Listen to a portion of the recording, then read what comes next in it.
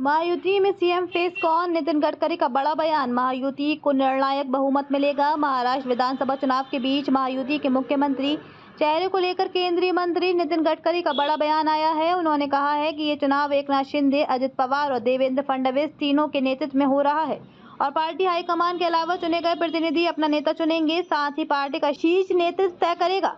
वही बटेंगे तो कटेंगे किनारे पर नितिन गडकरी ने कहा, हमारा देश एक है, हम सभी भारतीय हैं। हमारी पूजा पद्धति अलग है। कोई मंदिर जाता है, कोई मस्जिद जाता है, कोई चर्च जाता है, लेकिन हम सब भारतीय हैं।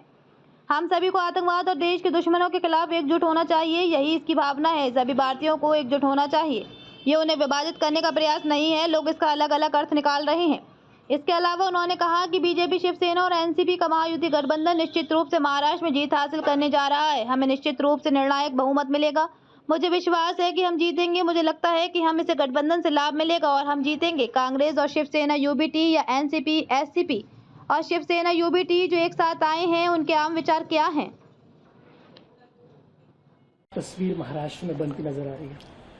महाराष्ट्र में निश्चित रूप से भारतीय जनता पार्टी, शिवसेना और राष्ट्रवादी कांग्रेस, ये जो हमारी महायुति की अलायंस है, ये निश्चित रूप से चुनाव जीतती हुई दिख रही है और हमें कंफर्टेबल मेजोरिटी मिलेगी। जिस तरीके से नतीजे रहे थे 2024 लोकसभा में एमवीए का जो कॉन्फिडेंस है वो काफी बड़ा है। उनको लगता है कि सरकार महाराष्ट्र में उनकी बनेगी। मुझे नहीं लगता, क्योंकि लोकसभा का माहौल अलग था, इस समय का अलग है और निश्चित रूप से हमारी जीत होगी, ऐसा मुझे विश्वास है। ये जो महायुति का गठबंधन बना है, लोग कह रहे हैं कि ये बेमेल गठबंधन है। अजीत पवार की विचारधारा बीजेपी के साथ नहीं जुड़ती।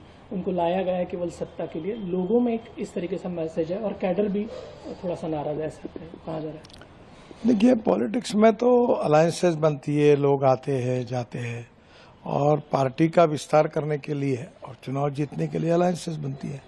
ये तो कड़वा सच है, पर मुझे लगता है कि ओवरऑल ये सब अलायंस का फायदा होगा, हम जीतेंगे। जिस तरह की तोड़फोड़ पिछले दिनों महाराष्ट्र में हुई, कहा जा रहा है कि लोग इससे नाराज है, लोग पसंद नहीं करते ये सब चीजें पॉलिटिक्स में। मुझे नहीं लगता।